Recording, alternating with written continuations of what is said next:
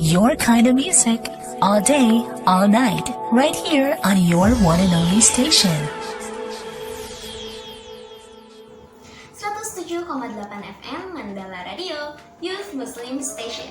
Hai Wan Mandala, gimana nih kabarnya hari ini? Semoga di hari yang cerah ini tetap baik-baik aja dan tetap semangat walaupun cuaca kayaknya lagi panas-panasnya nih. Di kesempatan kali ini, aku Dima Farhani bakal nemenin kalian selama beberapa menit ke depan dengan bahasan seputar mahasiswa yang bakal ngasih inspirasi dan motivasi juga nih buat Iwan Mandala.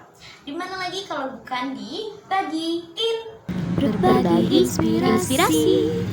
Yes, berbagi inspirasi. Iwan Mandala, kalian tahu gak sih kalau ternyata nih ya, walaupun kita masih mahasiswa, ternyata kita juga bisa ngajar loh. Iya, ngajar kayak guru-guru gitu di sekolah, terus ketemu sama anak-anak murid yang kayak masih kecil-kecil, lucu-lucu itu. Jadi ya, Iwan Mandala, Kemendikbudristek itu punya salah satu program nih yang namanya Merdeka Bersama Kampus Merdeka, atau juga disingkat jadi MBKM. Salah satu programnya adalah kampus mengajar. Jadi di kampus mengajar ini kita bisa daftar, terus kita bisa ngajar nih di sekolah-sekolah kayak SD atau SMP yang membutuhkan. Nah, Iwan Mandala, kebetulan banget salah satu teman aku juga ikut program ini nih. Jadi dia mau nyeritain nih pengalamannya.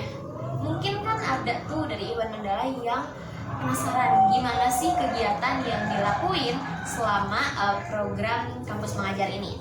Atau mungkin penasaran apa sih manfaat dan benefit yang bisa didapat, atau yaudah penasaran aja gimana rasanya ngajar anak SD. Nah, aku punya cerita dari Neng Nisa Anissa Fadilah yang untuk selanjutnya akan aku panggil Nisa. Nisa ini adalah salah satu mahasiswi dari Institusi Pendidikan dan Bahasa Intada Cirebon. Katanya sih dia daftar karena awalnya ada sosialisasi gitu ke kampusnya dia mengenai kampus mengajar.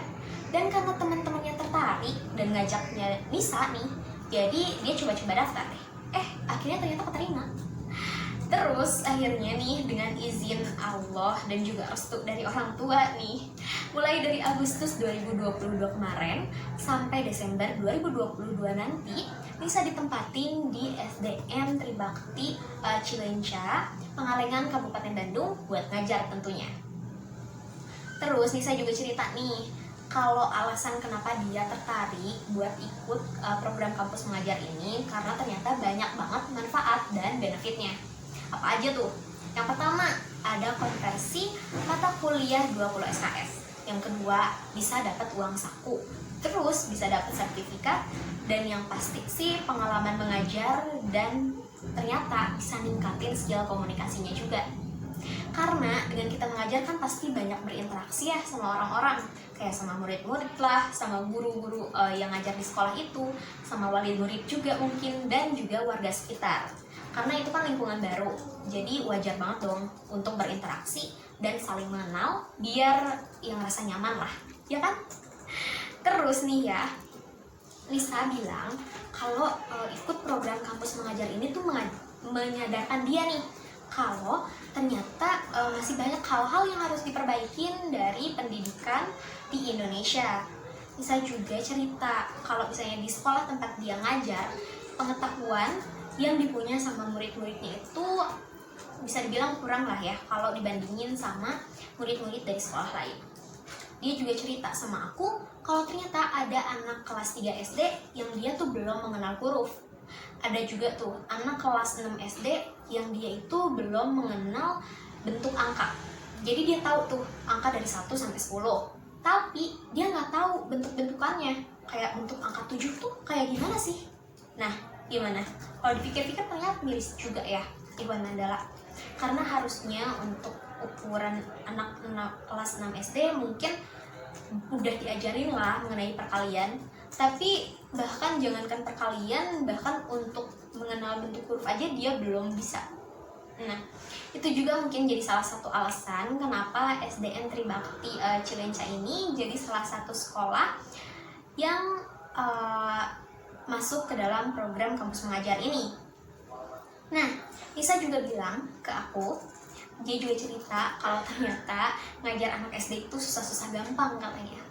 Karena di samping susahnya murid-murid ini buat memahami materi yang disampaikan ini sama mereka, ternyata kenakalan dari anak-anak SD ini juga jadi tantangan sendiri nih katanya buat Nisa.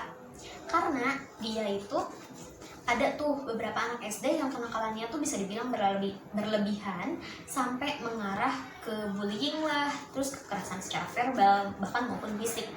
Nah, gimana tuh? Tantangan banget kan buat para pengajar. Nah, makanya itu tuh jadi tantangan terbesar buat Nisa, buat gimana sih caranya biar meminimalisir lah ya kejadian kayak gitu. Tapi di samping itu Nisa juga senang sih katanya dan bersyukur banget bisa ikut program kampus mengajar ini, karena dia juga bisa dapetin banyak banget benefit dan manfaat karena ikut kampus mengajar ini. Yap, itu dia bahasan kita kali ini Iwan Nandala. Gimana nih? Ada yang tertarik? Kalau misalnya kalian tertarik, jangan lupa buat daftarin diri kalian sebelum tanggal 13 November 2022 ya. Nah, gak kerasa juga nih, udah beberapa saat aku nemenin kalian. Dan ini udah saatnya aku buat undur suara. Aku juga mau ngucapin makasih banget nih buat Iwan Mandala yang udah dengerin aku siaran dari awal sampai akhir.